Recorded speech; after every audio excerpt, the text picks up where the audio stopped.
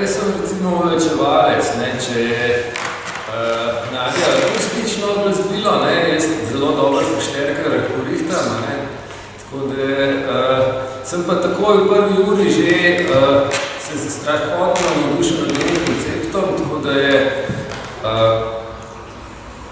ni bilo nič tuje, pa pravzaprav bi sam recimo mogoče tudi ne da bi pač bil nek koncept, bi tudi skušal tvoriti razstavo kot mehanizem za pripoved. Se pravi, da gledaš podobo samo zase, recimo izolirano in potem v kontekstu celote, se pravi, bi, zdaj sem mogoče malo pretiraval, da bi sam prišel, zato ker ne bi, ker je Nadja tudi čudovito egzaktna, prosim, Nadja, povej kaj. No, glavno, zdaj, ko sem jaz pregledovala to zbirko in to njeno vizualno gradivo, sem ugotovila, da je res zbirka zelo raznolika in heterogena in tukaj se mi je potem tudi pojavila ta zamisel panorame, tega panoramskega pogleda, ki mi je bil zanimiv predvsem zato, ker sem v njem videla možnost enega zelo širokega pogleda na zbirko in prek zbirke tudi na slovensko umetnost 20. stoletja. Hkrati pa se mi zdel to panoramski pogled tudi možnost, kako bi neka starejša dela pripeljala v aktualen, sodoben kontekst in jih postavila v kontrapunkt z tudi modernističnimi in sodobnimi deli.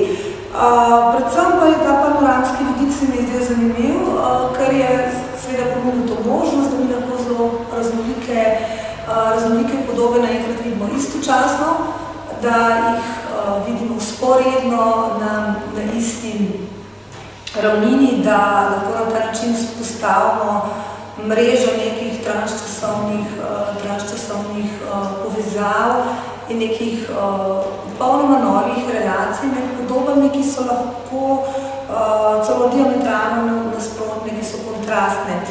Zdaj jasno se zastavlja vprašanje, kako to zbirko prezentirati gledalcu na nek svež, na nek drugačen način sodobnemu gledalcu, ki je vajen v resnici iz tega vsakdanjega izkustva zelo velike dinamike podob raznoraznih vizualnih dražljajev, ki se mi tudi tako sočasno pojavljajo, pa so vendarle lahko povsem iz drugih prihajajo iz različnih ozadij. No, zdaj želela sem si narediti neko zelo dinamično postavitev, ki bo zanimiva tudi za gledalca, ki nam bo ponudila lahko različno izkustvo, različne vidike gledanja. In ko sem razmišljala, koga povabiti, kdo bi bil primeren, da bi vizualno realiziral ta projekt, sem se spomnila na Vasjo, zato ker vem, kaj Vasja dela, njegove stvari so mi všeč.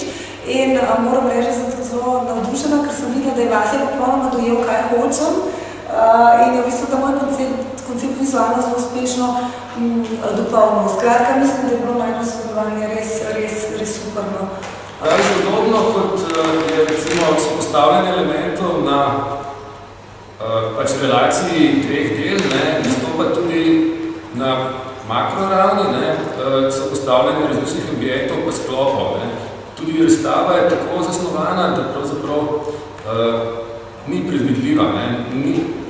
Na samem začetku ogledovanja bo obiskovalec recimo mogoče dešifriral ključ, s katerim vstopi, ne bo pa vedel, kakšen je konec, pa razplet. Se pravi, za vsakim vogalom ga čaka neka napetost, nek suspens.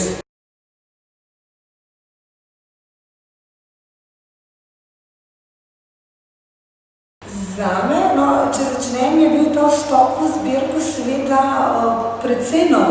Velikrat sem videla njene stalne postavitve, ampak res se mi je pa ta depo zlasti v drobnih stvarih, delih na papirju recimo, razkril kot nekaj novega. Mene osebno so navdušili neki taki detajli zbirke, ki niso bili še nikoli prezentirani in ki so bili mogoče z nekega vidika, z nekega zgodovinskega, v nekem drugem zgodovinskem obdobju popolnoma nesprejemljivi in